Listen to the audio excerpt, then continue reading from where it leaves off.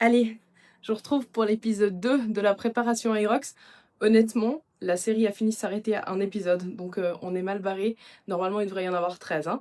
Donc objectif, donc Aerox de Saint-Gall en janvier, et puis avant ça, dans 4 semaines maintenant, l'Aerox de Bordeaux. Et du coup, il y a maintenant 2 semaines, j'ai commencé une préparation un peu spécifique qui allie course à pied, force et puis conditioning.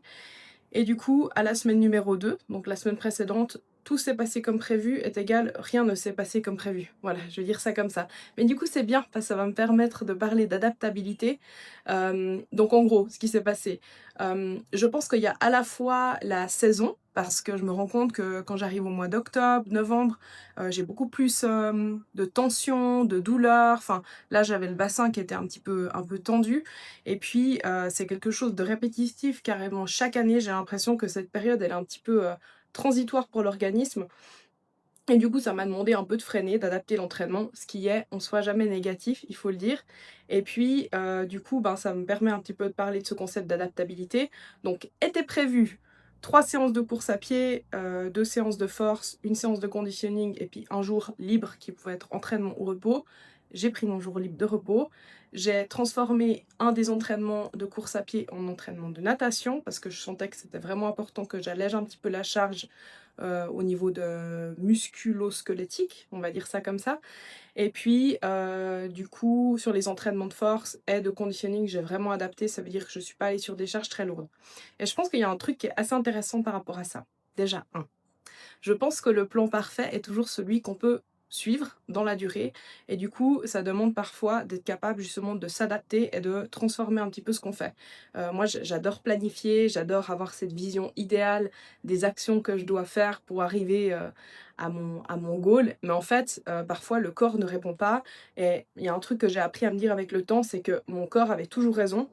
C'est lui qui était, on va dire, mon monitoring principal et que du coup en fait ma mission c'était vraiment d'être avant tout à l'écoute de mon corps et puis quand il me disait oh là ça va trop fort, bah en fait de l'écouter et puis de freiner parce que parfois moi j'ai un petit peu ce problème de vouloir toujours me pousser à bloc puis du coup j'ai peur d'avoir pas assez de volonté donc même quand mon corps a l'air de vouloir freiner je dis non non il faut continuer. Donc c'est un truc avec le temps je commence à devenir sage et j'apprends à vraiment écouter le corps et puis quand je sens comme cette semaine que le corps ne répond pas tout à fait de manière adaptée, je décharge, je me dis que c'est parfait de faire comme ça et je me prends pas la tête. Donc vraiment cette semaine a été vraiment c'était pas une semaine de charge, c'était vraiment une semaine d'adaptation. Et puis je trouve qu'il y a un truc qui est assez intéressant à discuter par rapport à ça, c'est que en fait, moi il y a une chose dont je suis convaincue, c'est que notre corps peut vraiment s'adapter à peu près tout. Par contre, il lui faut du temps. Votre corps, il doit comprendre ce que vous êtes en train de faire et puis typiquement, quand on passe d'un entraînement comme moi je le fais, très axé endurance, sur un entraînement qui est beaucoup plus axé force, en fait, il y a beaucoup de muscles qui vont pas travailler dans les mêmes modalités. Les muscles stabilisateurs, typiquement bassin, abdos et tout, vont être beaucoup, beaucoup plus sollicités du moment où vous mettez des charges lourdes. Donc en fait, votre corps, il va forcément être un petit peu dans une période de tension, de stress au début, parce que vous le soumettez à des choses dont il n'a pas l'habitude. Et puis tout ce stress va générer justement ben, une réponse plus ou moins forte de l'organisme, et plus ou moins agréable, désagréable. C'était pas très agréable la semaine passée, on peut le dire. Mais c'est pas grave en soi, il faut savoir passer au travers. Et j'ai envie de parler de ça parce que moi je sais que des fois, avant je savais pas quoi faire en fait. Quand tout d'un coup, mon corps réagissait pas de la bonne manière, je me disais: «Ah mais est-ce que je fais tout faux? Est-ce que je dois complètement arrêter?» Et puis il y a une chose que j'ai remarqué avec le temps, c'est que honnêtement, votre corps, il faut le garder en mouvement.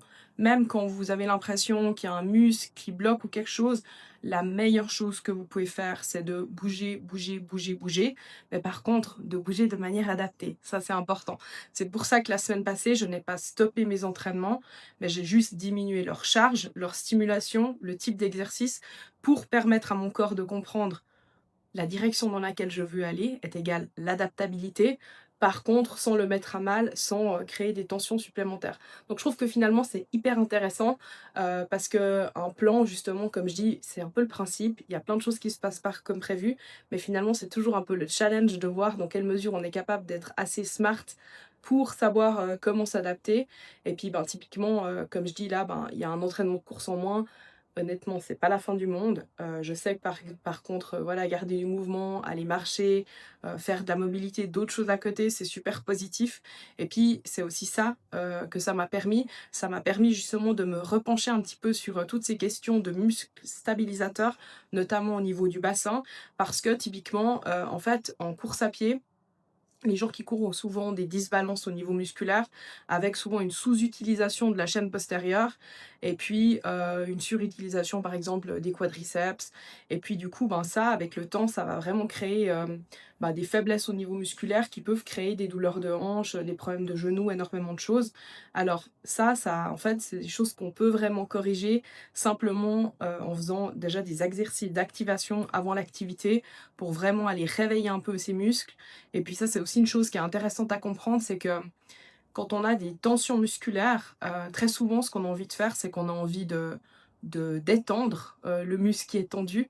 Donc on veut faire du stretching, on veut aller se faire masser, mais en fait, la tension musculaire est un message du corps qui dit: «Ce muscle n'est pas assez tonique, n'est pas assez fort». Donc en fait, bien sûr que c'est agréable de détendre, mais en fait, il faut renforcer le muscle, il faut aller le travailler. Et d'où l'importance de rester en mouvement justement et pas de tout stopper. Parce que pour que votre corps puisse s'adapter, vous devez aller le solliciter. Mais vous devez aller le solliciter de manière adapté. Donc il y a vraiment un peu ce travail à faire, quand on commence une nouvelle activité ou quand on change les modalités d'entraînement. Aussi de renforcement, de renforcer les chaînes, stabilisatrices pour vraiment éviter les dysbalances au niveau musculaire et éviter à terme des douleurs. Et l'autre chose que je voulais dire aussi par rapport à ça, c'est l'importance justement de comprendre en fait l'origine des problèmes que vous avez. Très souvent, et je suis dans le corps médical, donc j'en sais outrageusement quelque chose, en fait, quand on a un problème, on cherche juste à calmer le symptôme. On gomme le symptôme, ça veut dire que vous avez mal, ah bon, on va calmer votre douleur. En fait, votre douleur, vous devez comprendre d'où elle vient, parce que sinon elle va revenir. Donc juste, cacher le symptôme n'est pas une solution. Il faut vraiment essayer de comprendre pourquoi vous avez ce symptôme. Typiquement, il y a quelques semaines, j'avais mal, dans un pied et c'est une chose que j'ai déjà eu régulièrement et je savais que ce problème de douleur dans le pied venait de ma hanche, parce que c'était quelque chose que j'avais déjà eu et ça, c'est hyper intéressant. Cherchez toujours à comprendre ce qui se passe au niveau de votre corps. Votre corps, quand il provoque un symptôme, c'est une alerte. Il cherche à vous dire quelque chose, il cherche à vous parler, il cherche à vous rendre attentif. Donc il ne s'agit pas juste de calmer, le corps ne fait pas d'erreur en fait. Le corps transmet un message pour vous permettre aussi d'adapter votre attitude. Donc cherchez toujours vraiment à comprendre qu'est-ce qui se passe au niveau de votre corps et comment travailler dessus pour corriger. Après, il faut comprendre, quand vous cherchez à corriger quelque chose, ça ne se fait pas dans la seconde, ça prend du temps. Si par exemple, aujourd'hui, je commence à faire des exercices de renforcement pour mes hanches, ben, peut-être que les bénéfices, je ne les verrai pas avant 2 semaines et c'est normal. Donc après, il faut aussi avoir cette patience de se dire: «Ben, voilà, je mets maintenant les actions en place, mais le temps que les actions portent leurs fruits, il y a un petit temps de latence où il faut rester un peu courageux et persévérant et puis juste attendre que le corps, soit capable de passer ses caps». Donc voilà, ça c'était la semaine 2. La semaine 3 vient de commencer. Je suis contente, ça a l'air d'aller mieux, mais je reste prudente. Je m'étais de toute façon dit que le premier mois serait un mois d'adaptation.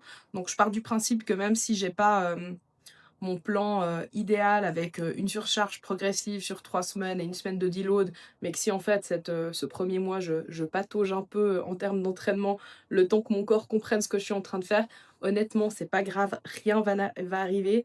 De toute manière et même si mon entraînement est pas du tout idéal, du moment que je commence à m'entraîner de manière plus spécifique, pour ma course, je vais progresser. Voilà, je progresserai peut-être pas autant que si mon entraînement était un peu plus parfait, mais c'est pas grave parce que de toute façon, le progrès, c'est dans, comme je dis, c'est dans la durée.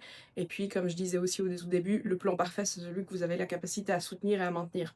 Donc ça sert à rien d'être idéaliste, c'est mieux d'être réaliste. Voilà. Donc, c'était l'épisode 2, ça suffit, c'est bien assez. On verra ce que je vous dis à la fin de l'épisode 3. On espère déjà que je sois capable de tenir 3 semaines des vidéos, ça serait super. Et puis voilà, allez,